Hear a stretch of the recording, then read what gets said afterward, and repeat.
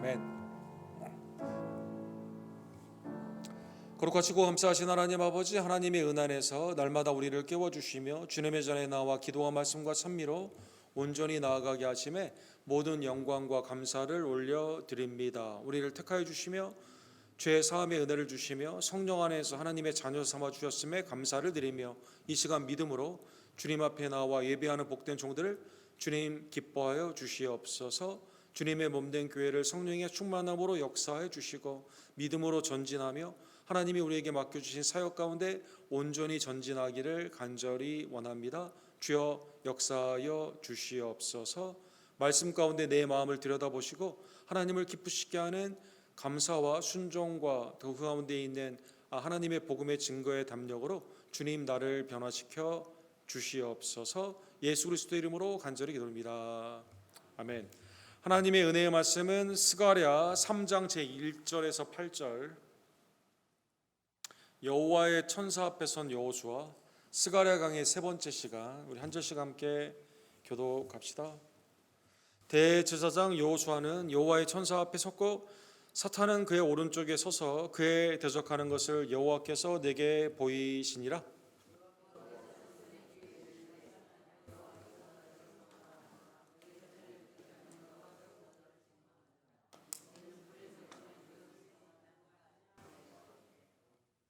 여호수아가 더러운 옷을 입고 천사 앞에 서 있는지라.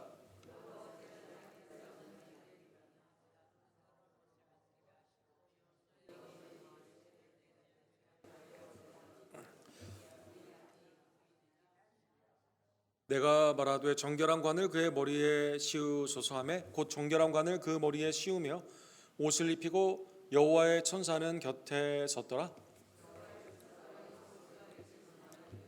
만군의 여호와의 말씀에 내가 만일 내 도를 행하며 내 규례를 지키면 내가 내 집을 다스릴 것이요 내 뜰을 지킬 것이며 내가 또 너로 여기 섰는 자들 가운데 왕래하게 하리라. 장 여호수아야, 너와 내 앞에서 앉은 내 동료들은 내 말을 들을지니라. 이들은 예표하는 사람들이라. 내가 내 종 싹을 나게 하리라. 아멘.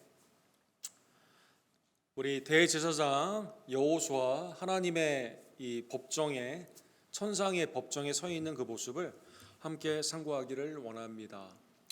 오늘날 동서양이나 그 결혼을 하게 되면 신부가 새 옷으로 단장을 하게 됩니다. 특별히 그 서양 그 웨딩에서는 신부가 입는 옷이 보통의 경우 흰색, 초혼의 경우에는 웨딩 드레스는 대부분 다 흰색으로 입게 됩니다.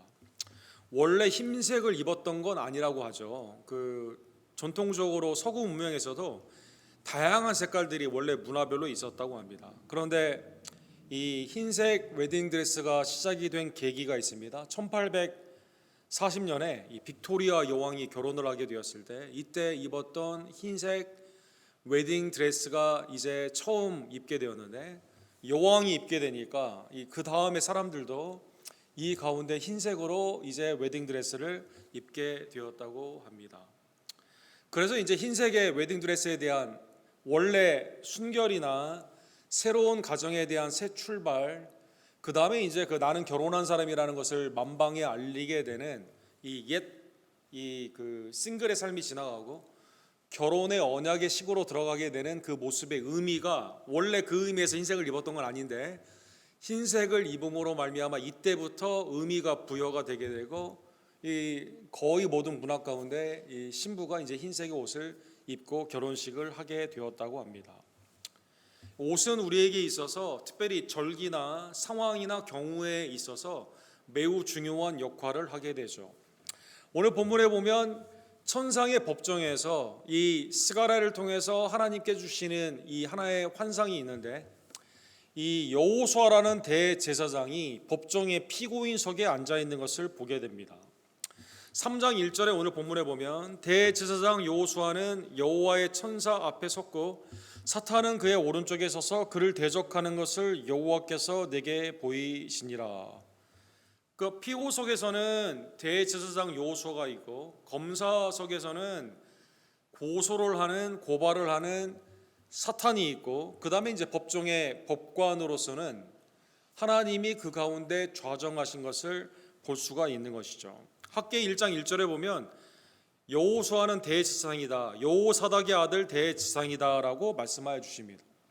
에스라서 3장 2절에 보면 스룹바벨과 더불어 예수와, 요사닥의 아들 예수와, 여호수아라는 이름의 여호수아, 하나님이 나의 구원자이시다는 그 뜻 아닙니까?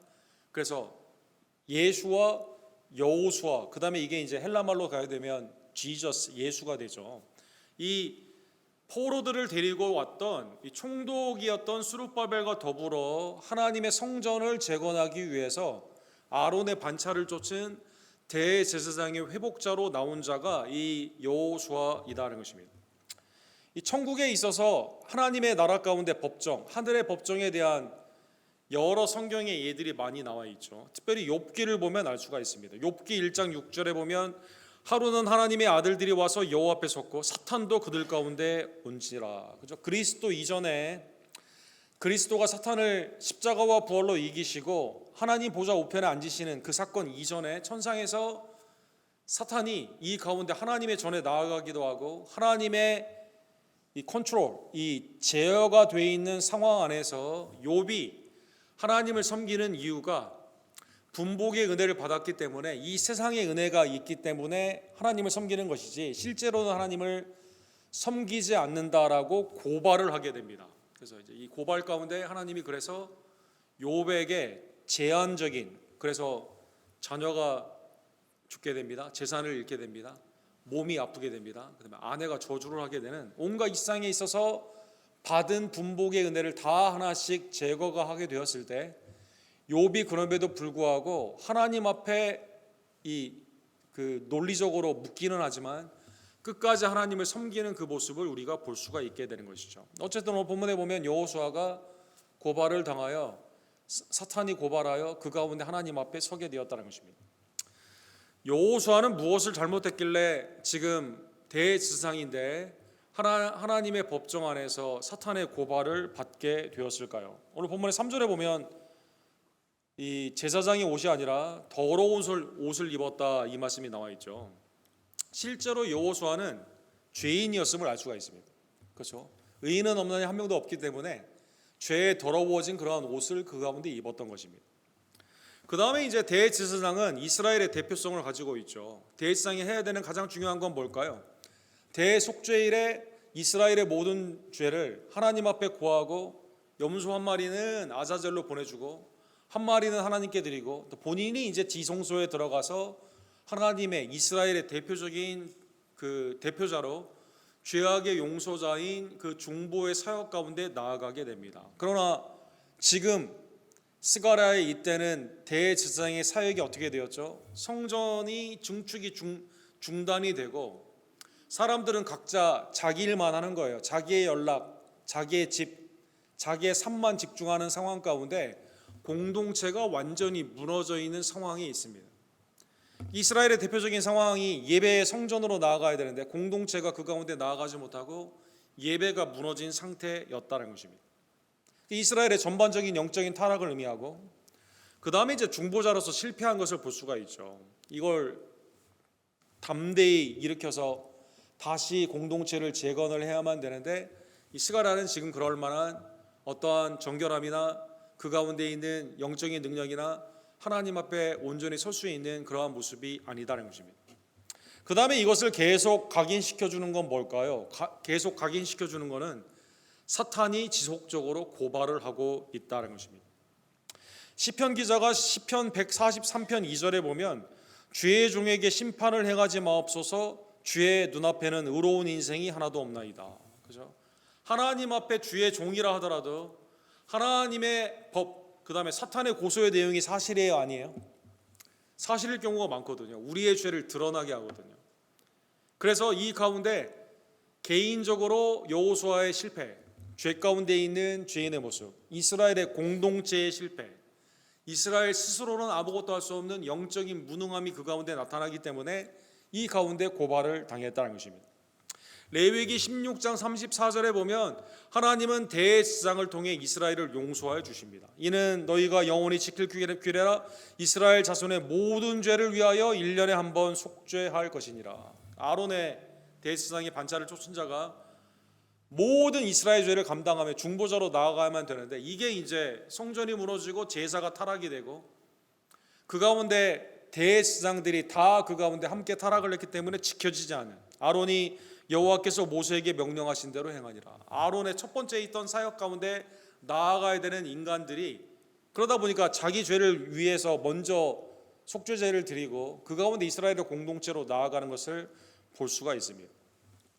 자, 그러면 여호수아가 고발을 당한 상태에서 천국의 법정에서 이렇게 고발의 내용이 거의 다 사실인데, 그런데 오늘 본문에 보면 놀라운 하나님의 선언이 있습니다. 이 사탄이 고소한 이 내용을 보게 되면 사실은 율법적으로 여호수아를 나무래야만 되거든요. 원래 자격을 따지거나 그의 삶을 보면 그렇거든요. 그런데 하나님이 누구를 책망하실까요? 놀랍게도 사탄을 책망합니다. 이게 놀라운 하나님의 은혜이죠. 우리의 자격, 우리의 삶 가운데는 하나님 앞에 더러운 의가 완전히 다 부정해진 우리의 삶 가운데 우리에게 맡겨진 사역에 다 실패를 했는데, 하나님이 오히려 우리에게 뭐라고 하지 않고 사탄에게 이 가운데 고발한 자를 이 가운데 책망하신다라는 것입니다. 이 2절 우리 다 같이 읽도록 하겠습니다.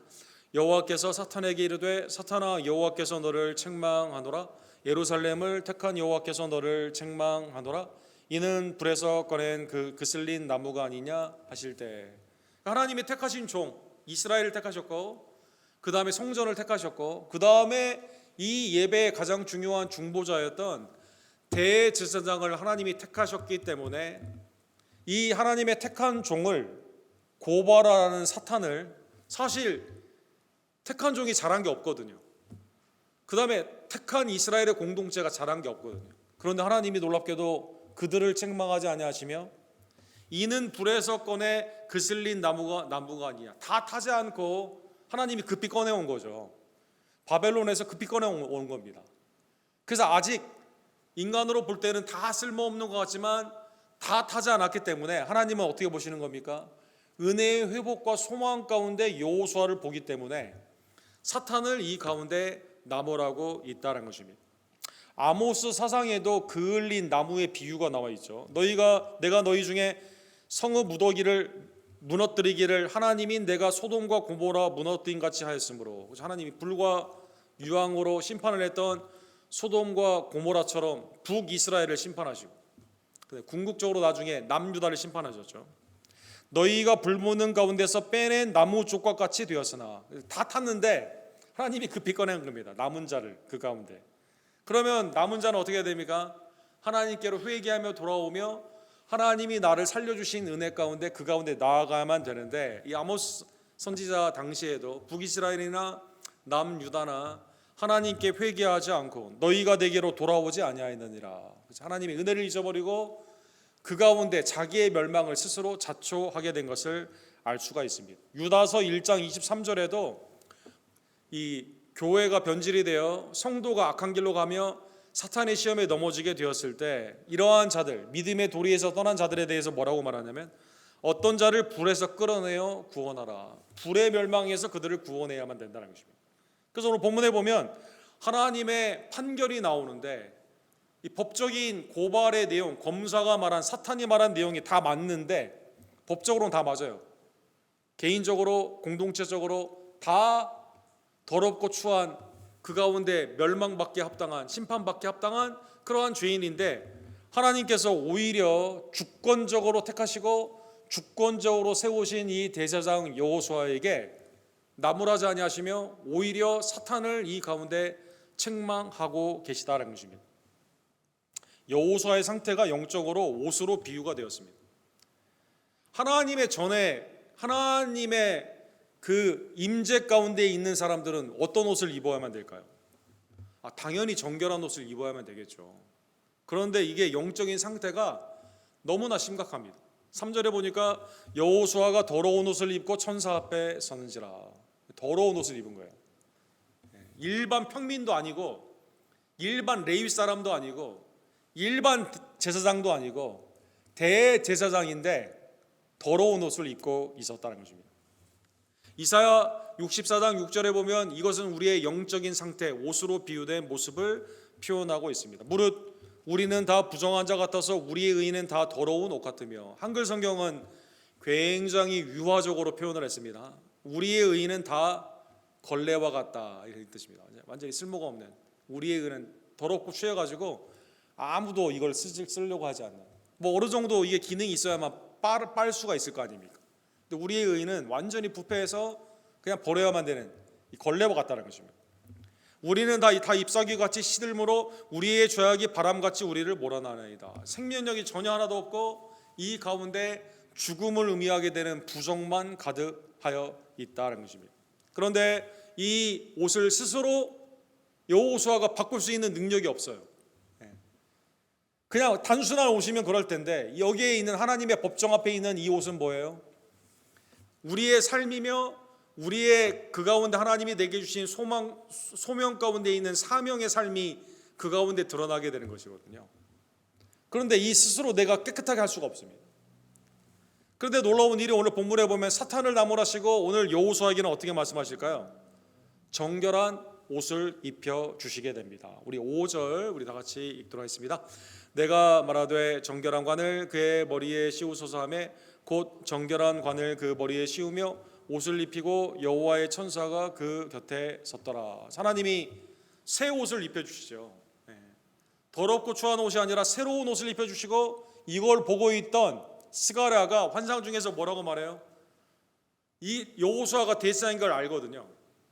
대제사장에게 합당한 옷을 주님께서 주시는 것을 보고 머리에 관도 좀 씌워주세요라고 부탁을 하게 되는데 하나님께서 그 관을 씌워주시게 됩니다. 출애굽기 28장 3절에 보면 하나님께서는 오홀리압 같은 지혜로운 사람을 통해서, 불살레과 오홀리압 같은 지혜로운 사람을 통해서 하나님의 영광을 드러내는 아름다운 옷을 그 가운데 만들게 합니다.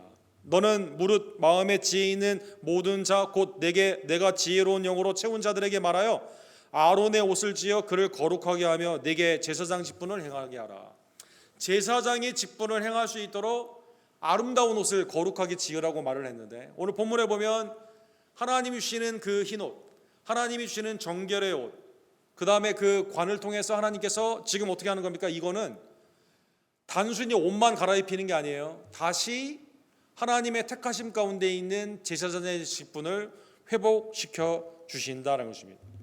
출애굽기 35장 19절에 보면 이 제사장은 하나님께 제사를 드릴 때 반드시 이 옷을 입게 되었습니다. 성소에서 섬기기 위하여 정교하게 만든 옷, 곧 제사장 직분을 행할 때 입는 제사장의 아론의 거룩한 옷과 그의 아들의 옷이니라. 제사장의 직분을 행할 때 이 가운데 그 옷을 입어야만 된다는 것입니다.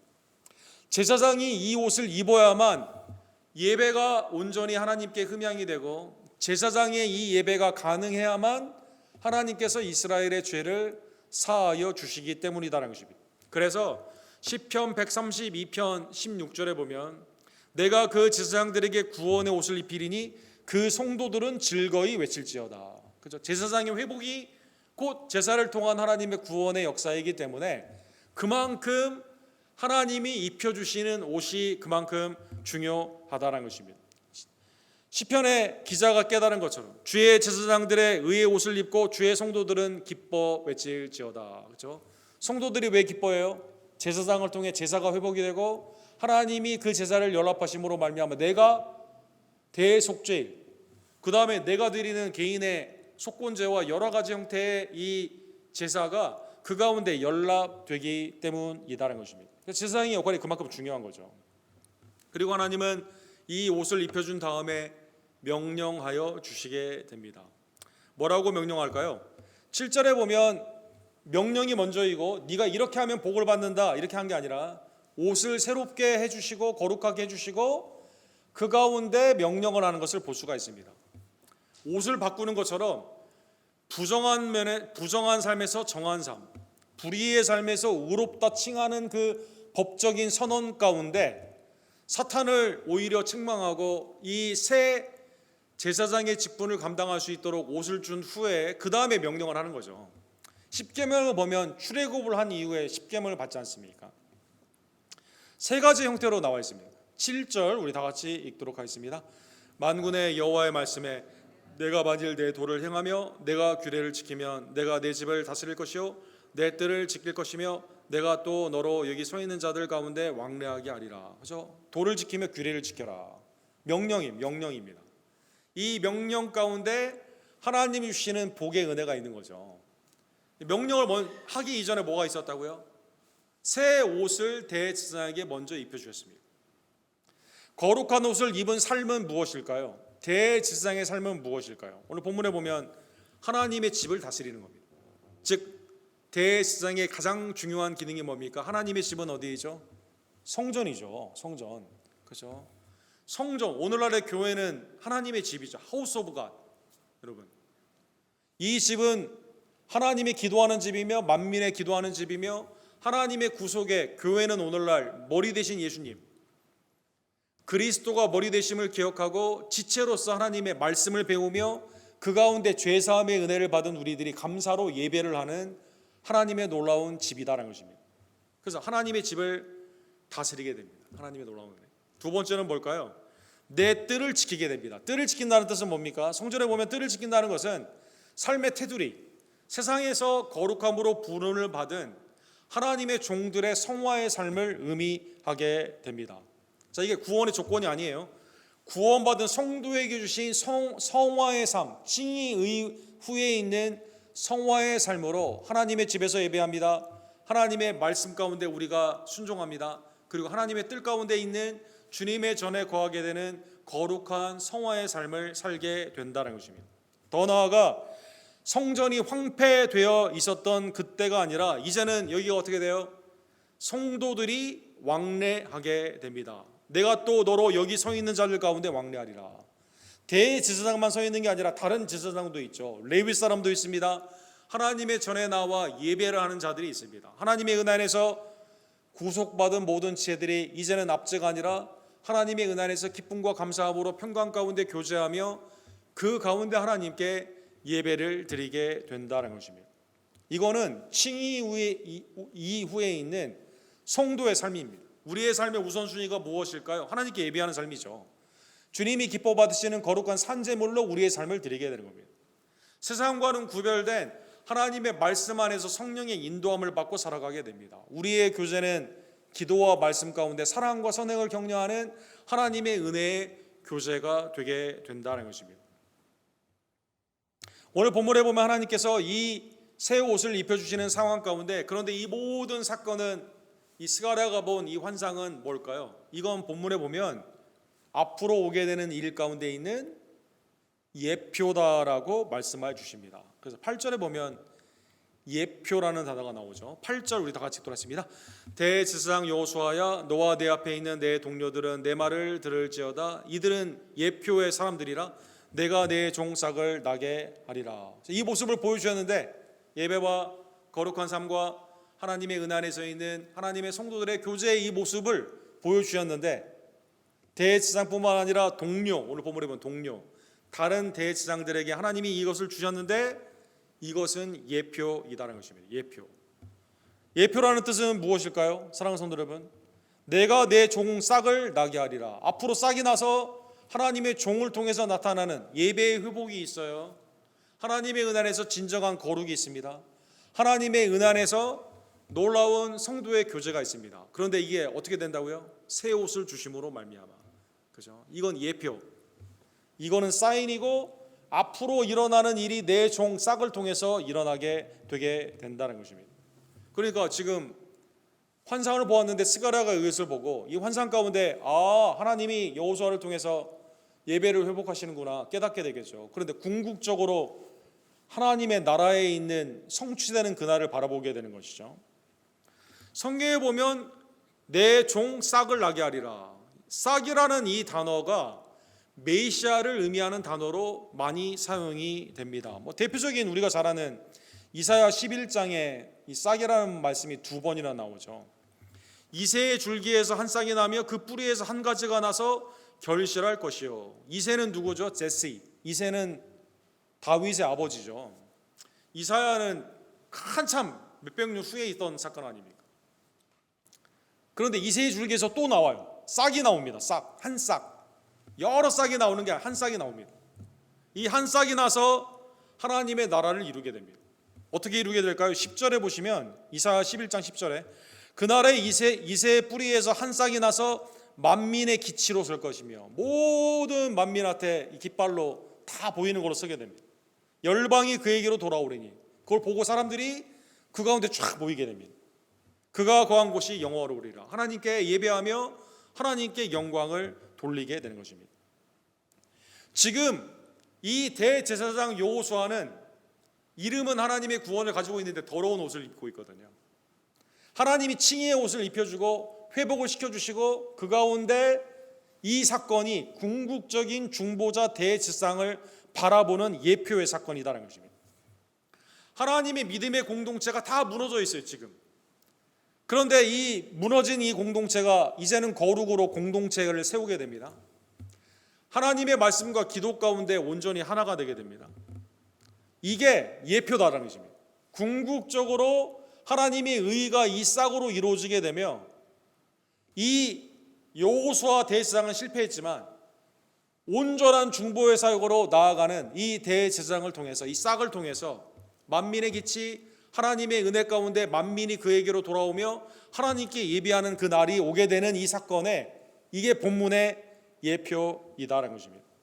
사랑하는 성도 여러분, 이 싹이 하는 결정적인 사건은 무엇일까요? 이 싹이 하는 결정적인 사건은 우리의 죄를 사하여 주시는 겁니다. 사랑하는 성도 여러분, 놀라운 예언이죠. 하나님의 약속의 말씀이 9절에 나와 있는데 우리 다 같이 읽도록 하겠습니다. 만군의 여호와가 말하노라 내가 너 여호수아 앞에 세운 돌을 보라 한 돌에 7눈이 있느니라 내가 거기에 새길 것을 새기며 이 땅의 죄악을 하루에 제거하리라. 이 싹에서 비유가 한 돌로 바뀌게 되죠. 한 돌, 구원의 근거, 하나님의 은혜 안에서 이 돌을 통해 죄사함을 입게 됩니다. 근데 이 돌이 평범한 돌이 아니에요. 이 돌에는 7눈, 감찰하며 통치하는 완전수인 7, 완전한 이 눈 가운데 이 돌에 속해 있는 자가 완전한 죄악의 죄사함을 받게 된다는 것입니다. 근데 어떻게 죄사함을 받게 돼요? 거기에 색임을 받아가지고, 그렇죠? 인그레이빙 하는 거죠. 여러분, 이 끌로 이 돌을 새겨가지고, 그렇죠? 이 돌에 있는 그 사람, 하나님의 이 돌 안에 있는 그 사람들에게 죄 사함의 은혜를 허락하여 주시게 되는 것입니다. 건축자의 버린 돌이라는 시편 118편에 보면 메시아를 돌로 표현했죠. 계시록 5장 6절에 보면 7눈이 온 세상을 감찰한다라고 나와 있습니다. 보석이나 그 가운데 있는 금속 이거를 그 가운데 이름을 새길 때 오늘 본문에 나오는 각인, 새긴다라는 그 말을 쓰게 됩니다.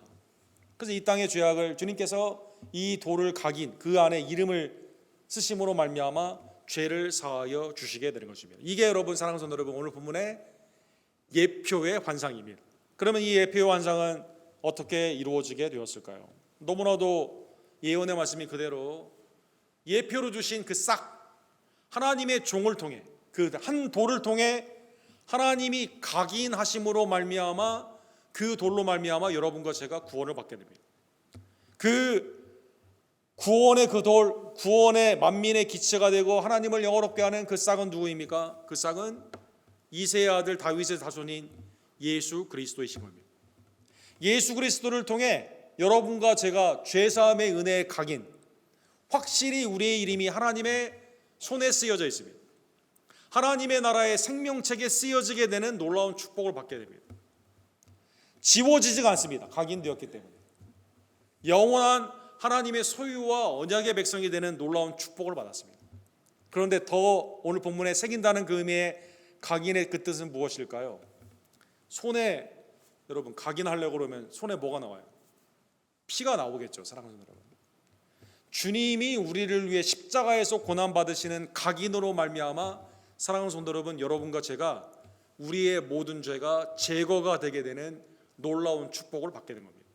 그래서 계시록 5장 6절에 보면 천국의 사도 요한이 성전에서 예배를 드리는데 아버지와 성전의 보좌에 계신 분이 보니까 한 어린 양이 있습니다. 그 어린 양은 어떻게 되어 있어요? 영화로운 옷을 입은 걸로 보이는 게 아니라 일찍이 죽임당한 것 같더라. 영광에 각인되어 있는 십자가의 상처가 그 가운데 있었다는 것입니다. 그에게 일곱 뿔과 일곱 눈이 있으니 이 눈들은 온 땅에 보내심을 받은 하나님의 일곱 영이더라. 오늘 나오는 일곱 눈, 그죠? 다 하나님이 제어하시고 통치하시며 하나님의 생명책에 새겨지는 그 이름들이 누가 각인됨으로 말미암아, 십자가에서 그리스도가 각인됨으로 말미암아 여러분과 제가 구원을 받게 된 겁니다. 오늘 본문의 말씀을 깨달으며 사랑하는 성도 여러분, 하나님이 여러분과 저를 새 옷 가운데 의롭다 하시고 우리의 이름을 그리스도를 통해 각인시켜 주셨기 때문에 우리에게는 더 이상 뭐가 없습니까? 정죄함이 없습니다. 사랑하는 성도 여러분, 그러나 아버지가 있고 아들이 있는데 영거 아들이 그린 그림 중에 그리스도의 십자가, 루터가 그리스도의 십자가를 설교하는 그 장면이 나와 있죠. 여기 보면 그리스도가 십자가에 못 박혔는데 그 아래 보면 양이 있습니다. 양이 죽은 겁니다. 사랑하는 성도 여러분, 하나님의 은혜 안에서 아담 안에서 죄악 가운데 있었던 세상의 멸망, 영원한 지옥의 멸망 가운데 있던 우리들이 그리스도의 이 어린 양, 그리스도의 피로 말미암아 우리의 죄가, 사실은 우리는 죄인이에요. 그럼에도 불구하고 칭의, 죄가 없다고 하는 하나님의 놀라우신 그의 의의 선언을 우리가 법정에서 받게 된 겁니다. 그래서 이것을 우리 안에 있는 게 아니라 주님께서 입혀주시는 거죠. 그래서 낯선 의, 외부에 있는 그리스도의 의가 십자가를 통해서 그리스도의 피가 우리 가운데 옴으로 말미암아 하나님의 의가 우리 가운데 전가된 겁니다. 성도의 의는 만들어지는 게 아닙니다. 우리 안에 있는 게 아니에요. 그리스도가 우리에게 주신 겁니다. 그거는 전가된 의이며 죄를 알지도 못하시는 예수님이 우리를 위해 죄가 되심으로 말미암아 우리의 죄에 하나님의 놀라우신 은혜가 의로 바뀌게 되는 놀라운 사건인 것입니다. 그래서 로마서 8장 33절과 34절에 보면 누가 능히 하나님의 택한 자들을 송사하리요, 의롭다 하신 이는 하나님이시니 누가 정죄하리요, 죽으실 뿐 아니라 다시 살아계신 이는 그리스도 예수시니 그는 하나님 우편에 계신 자요 우리를 위하여 간구하시는 자시니라. 이제 더 이상 예수 그리스도로 말미암아 사탄이 천국의 법정에서 할 말이 없습니다. 사랑하는 성도 여러분, 하나님 우편에 예수님이 우리를 위해 죽으시고 부활하신 후에 지금도 우리 편에 계셔서 중보하고 계십니다. 의롭다 하시는 이는 하나님이시기 때문에 어느 누구도 아들을 통해 각인, 십자가의 그 은혜를 통해 구원받은 여러분과 저를 누구도 컨뎀네이션, 정죄할 수가 없다는 것입니다. 오늘 본문의 말씀을 깨달으며 두 가지의 짧은 적용을 생각해 보기를 원합니다. 그래서 성도는 고발을 듣지만 놀랍게도 정죄를 받지 않습니다. 놀라운 축복입니다. 대표적인 예가 요한복음 8장에 보면 현장에서 잡혀온 가늠하는 여인, 남자는 안 잡아왔는지 도망갔는지 남자는 없고 여자만 잡아왔죠. 너희 중에 죄 없는 자가 먼저 돌을 던져라. 어르신부터 돌을 놓고 다 양심의 가책을 받고 떠나게 됩니다. 여자여, 너를 고발하던 그들이 어디 있느냐? 당연히 고발받아야 되고 돌 던짐을 받아야만 되는 거죠. 너를 정죄하는 자가 없느냐? 대답하되 주여 없나이다. 예수께서 이르시되 나도 너를 정죄하지 아니하노니 가서 다시는 죄를 범하지 말라 하시니라. 고발하고 우리의 삶 가운데 고소하는 사탄의 수많은 일들이 지금도 있지만 그리스도 안에 있는 성도에게는, 사랑하는 성도 여러분, 결코 정죄함이 없습니다. 사랑하는 성도 여러분, 성도끼리 그래서 정죄하는 게 아니죠. 사랑하는 성도 여러분, 하나님의 은혜 안에서 결코 우리의 삶이 완전하지 못하다 하더라도 그리스도의 각인을 받은 성도들은 하나님이 정죄하지 않으십니다. 베드로전서 5장 8절에 보면 근신하라 깨어라, 너희 대저 마귀가 우는 사자같이 둘을 삼키며 삼킬 자를 찾나니 너는 여전히 죄인이다. 너는 여전히 자격이 없다.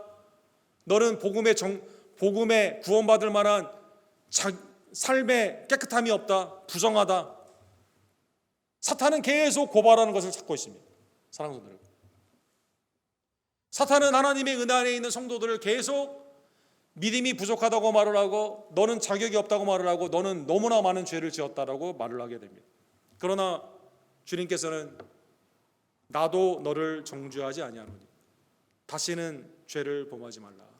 주님은 우리를 위해 각인받으시고 우리를 하나님의 아들 딸로 각인하여 주신 겁니다. 그래서 사랑하는 성도 여러분, 여러분과 저는 주님의 새 옷, 그리스도의 옷을 주님의 죽으심과 부활 가운데 세례로 그리스도의 옷을 여러분과 저는 입었기 때문에 이제는 사탄의 고발과 고소에 말려들어 정말 내가 하나님의 은혜를 받을 만한 자격이 없구나. 내가 정말 죄인이기 때문에 내 삶을 좀 먼저 정리하고 주님 앞에 나아가야겠구나. 나는 이 사람보다는 좀 나은 것 같은데.